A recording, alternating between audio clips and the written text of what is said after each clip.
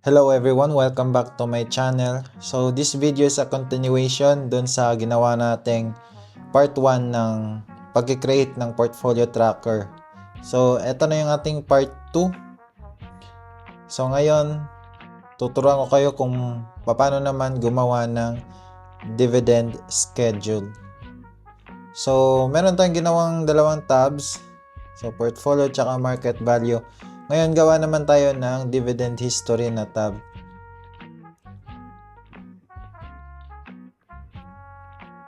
Yan. So, sa dividend history, dito may lalagay lahat ng mga dividend na natatanggap mo sa isang taon. So, i-copy mo lang yung mga stocks kung anong meron ka. Yan.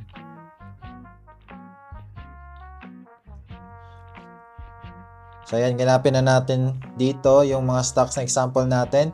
And then, since year 2026 ngayon, gawin natin example yung year 2026. Tapos, i-drag mo lang hanggang December. Then, gawa ka ng total dito.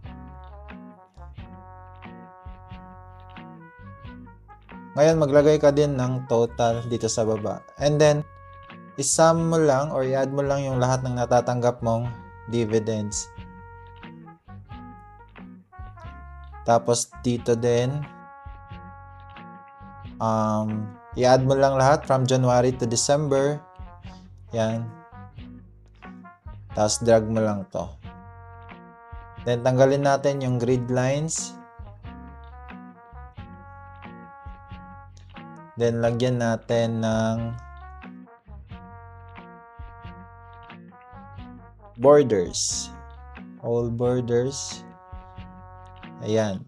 So, meron na tayong data for 2026. Ngayon, i-freeze lang natin to.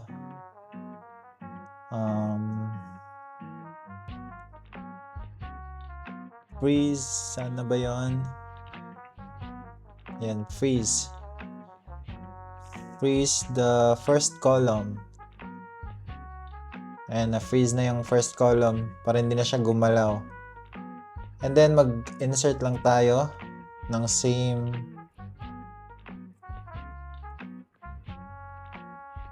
So, kung ilang taon ka mag-i-invest, yan mo lang yan. Gawin mo lang yan dito. Like, lagyan natin to 2026 total. Yan. Tapos ito, 2027 na tayo dito.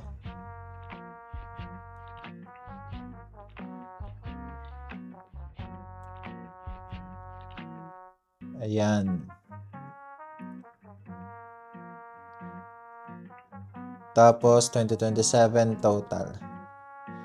So, gawa lang tayo ng mga 3 years na example. Yan. So, copy lang natin to. Tapos, gawin natin 2028 yung last natin.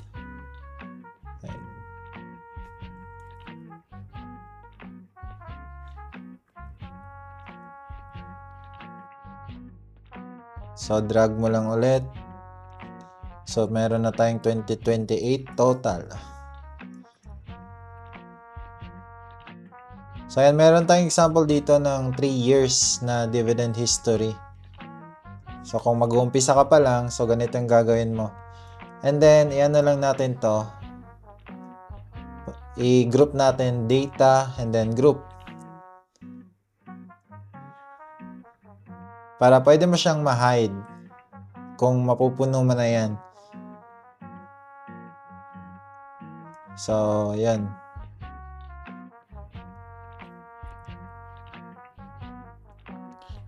So, example, meron na tayong natanggap na 1,000. Tapos kay MBT, may matatanggap ka na 3,000. Ganyan. Example lang naman to, 2,000. Tapos dito, may makakatanggap ka ng 100. 500, yan. So makikita mo automatic na mapupunta dito yung total dividend income mo for 2026 kasi nakasum na yan. And dito naman, double check mo na yung formula O to Z. Tama naman yan. And AB to AM, which is correct. So gagawin mo lang dito, gawa ka lang ng grand total. Grand total. Tapos, i-sum mo lang yung mga total ng each year. Which is ito. And then 2027 total. And then 2028 total. So kung magsasum kayo ng mga may lockdown na cells, so lagyan nyo lang ng comma. Ayan, so yan yung grand total dividends nyo per stock. So makakagawa na kayo ngayon. Ayan, meron na kayong. So yan lang yung gagawin nyo, i-group nyo ulit to. I-group nyo ulit yan. Data group. So hide nyo lang kung mapupuno na. So dito na kayo sa grand total kumuha sa portfolio na data. So since si DMC LTG, yan, ito yung grand total nila for how many years na natatanggap nyo. So lagay nyo dito dividend income, i-link nyo doon sa dividend history. Yan.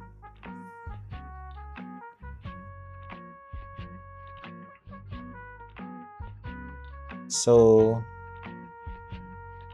gawin lang natin yung peso sign with peso sign. Ayan, so ngayon meron ka ng data dito sa dividend income. So i-add mo lang yung gain mo sa price movement tsaka yung dividend income. So yan yung total na gain mo sa isang stock, no? So yan, meron ka ng total gain or loss din.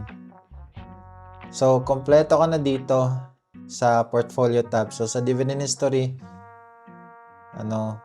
gandahan mo na lang yung pagkukulay mo dito. So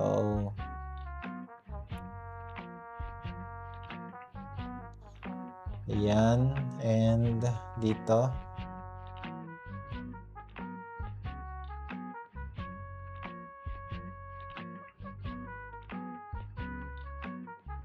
So ikaw nang bahala kung ano yung design na gusto mo dito. So ganyan ko lang ginagawa yung dividend history na tab ko. So para lang siya dito sa portfolio na tab. So ngayon gagawa naman tayo ng bagong tab, which is the investment schedule. Dito mo ilalagay kung magkano yung capital na pinapasok mo buwan-buwan. So ayun,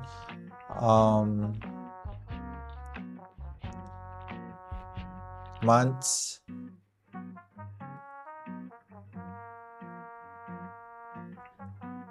so dito nilalagyan ko ng number so ilang months na ba ako nag-i-invest or yan. So example dito ay January 2026. Yan, tapos i-drag mo na lang pababa. So example ay consistent ka na nag-invest for 3 years. Yan, lagyan mo yan hanggang December 2028 and then that's 36 months. Oh.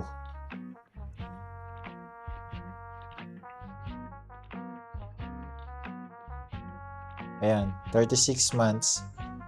And then dito cash invested or invested capital. Magkano yung ini-invest mo per month? Let's say gusto mo mag-invest ng 10,000 per month. So diba isang taon ka na nag-invest ng 10,000 per month.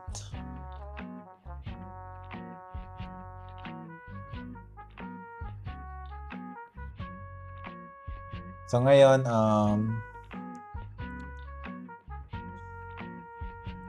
amount invested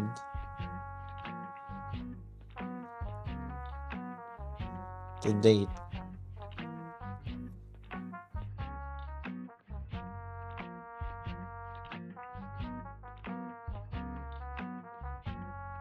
So i-add mo lang to, like dito gawin mo lang is sum of, ayan, then lagyan mo lang ng $sign to para hindi na siya gumalaw. Yan.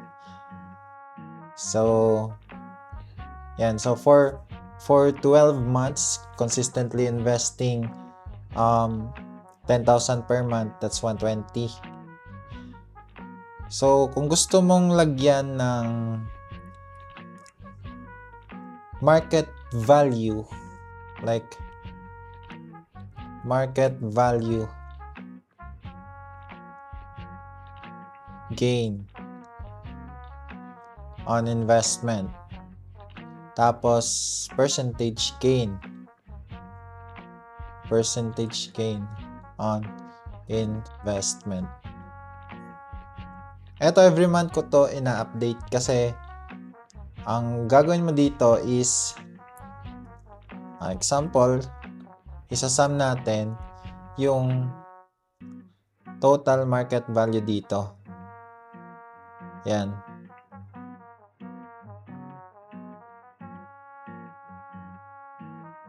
So, yan yung total market value mo doon. Tapos, i-update mo to. And then, i-ano mo yan i-deduct mo yung market value less sa amount na na-invest mo. So, yun yung gain mo. So, yan. And then, yung percentage gain is yung gain mo divide sa investment mo. So, dito natin ilagay yan para parang realistic. Sa may, sa may 6th month mo. G2 to G6. G2 to G6.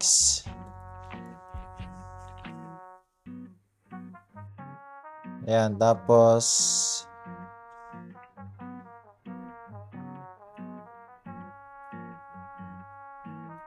ang gagawin mo lang dito is i-update mo to every month. Kasi naka-formula to, and then pag next month ka na, kailangan mo na siyang i-type kung magkano yung ending market value ng month na yun. Tapos yung formula mo ulit, doon na naman sa portfolio kasi nakalink, di ba? Yung natin.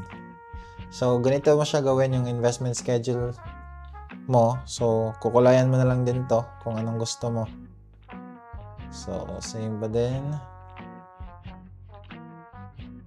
Ayan.